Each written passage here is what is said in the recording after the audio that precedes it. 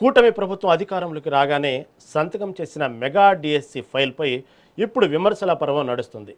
DSC నిర్వహణలో అవినీతి జరుగుతుందని, పరీక్షలు నిర్వహించే వారే స్వయంగా పరీక్షలు రాసేలా నిబంధనలు మార్చారని వైసీపీ ఆరోపిస్తుంది. దీనికి రాష్ట్ర ఎంఎస్ఎంఈ అండ్ సెర్ప్ ఎన్ఆర్ఐ సాధికారిత మరియు సంబంధాల శాఖ మంత్రి కొండపల్లి శ్రీనివాస్ అంతే స్ట్రాంగ్గా కౌంటర్ ఇచ్చారు. అసలు గత 5 ఏళ్ల వైసీపీ హయాంలో ఒక్క టీచర్ పోస్ట్ అయినా భర్తీ చేశారా? గ్రూప్ 1 లాంటి పరీక్షల్లో అవకతవకలు జరిపింది ఎవరు అని ప్రశ్నించారు. కేవలం 3 నెలల్లోనే తాము పారదర్శకంగా పోస్టుల భర్తీకి శ్రీకారం చుట్టామని, ఎంఎస్ఎంఈ పార్కుల ద్వారా లక్షల మందికి ఉపాధి కల్పిస్తున్నామని కూటమి ప్రభుత్వం చెప్తుంది. అసలు డిఎస్సి వ్యవహారంలో ఏం జరుగుతుంది? నిరుద్యోగుల ఆశలపై రాజకీయం నడుస్తుందా, లేక నిజంగానే లోపాలు ఉన్నాయా? ఈ అంశాలపై చర్చించేందుకు ఇవాళ మనతో పాటు ఉన్నారు టీడీపీ సీనియర్ నాయకులు కంచర్ల విజయభాస్కర్ గారు, అదేవిధంగా వైసీపీ నాయకులు బొట్ల రామారావు గారు మనతో పాటు ఉన్నారు. ముందుగా విజయభాస్కర్ గారికి వెళ్దాం. విజయభాస్కర్ గారు నమస్తే అండి. నమస్కారం. విజయభాస్కర్ గారు, మొదటి నుంచి వైసీపీ ఉన్న అధికారంలో ఉన్నటువంటి 5 ఏళ్లలో ఏ ఒక్క ఉద్యోగం ఇవ్వలేదు, మేము రాగానే మొదటి సంతకం డిఎస్సి పైన పెడతాము అంటూ లోకేష్ చేసిన వ్యాఖ్యలు చెప్పినట్టుగానే డిఎస్సి నిర్వహణ చేశారు.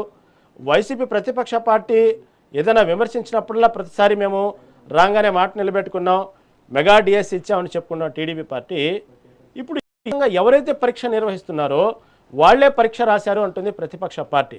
మళ్ళీ దీన్ని మీ ప్రభుత్వం ఎలా సమర్థించుకుంటుంది విజయభాస్కర్ గారు? దొంగలు పడ్డ 6 నెలల కుక్కలు మురిగినట్టుగా ఉంది ఇది.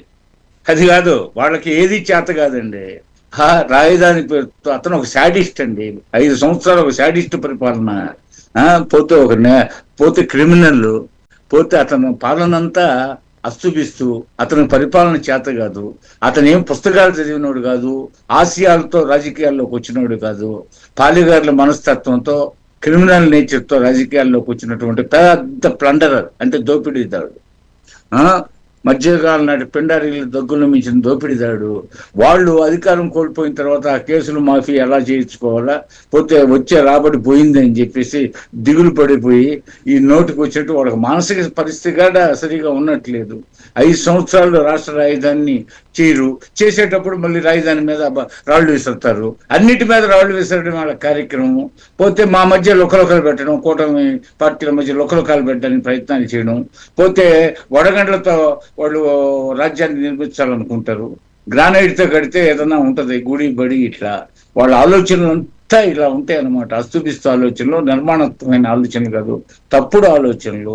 అతను కొంతమందిని నమ్మిస్తాడు, వాళ్ళందరి జీవితాలు నాశనం చేస్తాడు. ఐఏఎస్లు ఐపీఎస్ల జీవితాలని ఆ కుటుంబం నాశనం చేసేసింది, గెస్టెడ్ ఆఫీసర్స్ ని నాశనం చేసింది.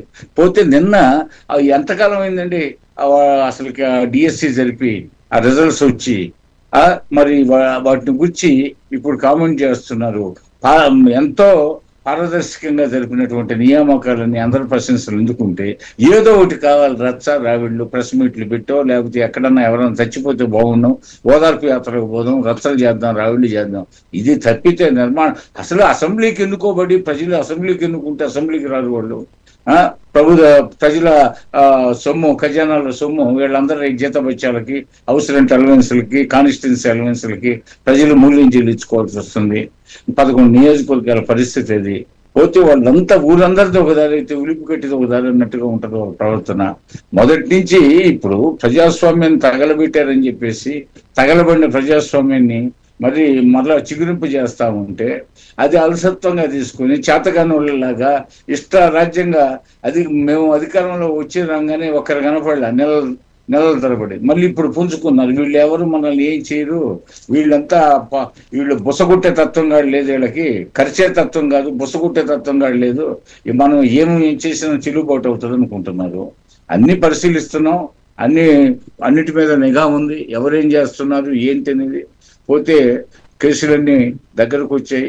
మరి ఆ భయాందోళనలో బురద జల్లే కార్యక్రమానికి పాల్పడ్డారు. ఇది ఒక బురద జల్లు కార్యక్రమం అనమాట. పోతే ఏదో ఒకటి ఏముంది, గవర్నమెంట్ అంటే ఏముంది, ఏదో పిటిషన్ పడేస్తే గవర్నమెంట్లో ఎంక్వైరీ జరుగుతుంటది, అలాంటి తత్వం వాళ్ళది. పోతే ఇన్నాళ్లుగా నుండి ఇప్పుడు కుంభకర్ణ నిద్ర నుంచి లేచినట్టుగా ఏంటంటే ఇదంతా ఏమన్నా అర్థం ఉండాలా? దొంగల పడ్డ 6 నెలల కుక్కలు మురిగినట్టుగా ఉంది వాళ్ళ తీరు. అందువల్ల ఏంటంటే అసలు పరిగణలో తీసుకోవాల్సిన పని లేదు.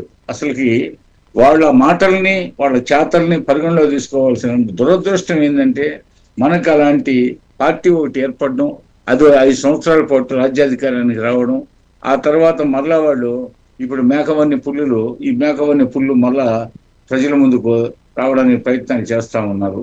ఏదో రూపంలో అగమ్య అయోమయ వాతావరణాన్ని కల్పించేసి ప్రజల్ని ఏదో జరిగిపోతుంది, ఏం జరుగుతుందని భ్రమల్లో ఇచ్చేసేసి కొంత శాతం మా ఓటింగ్ తగ్గించాలనే ప్రయత్నంలో వాళ్ళు ఉన్నారు.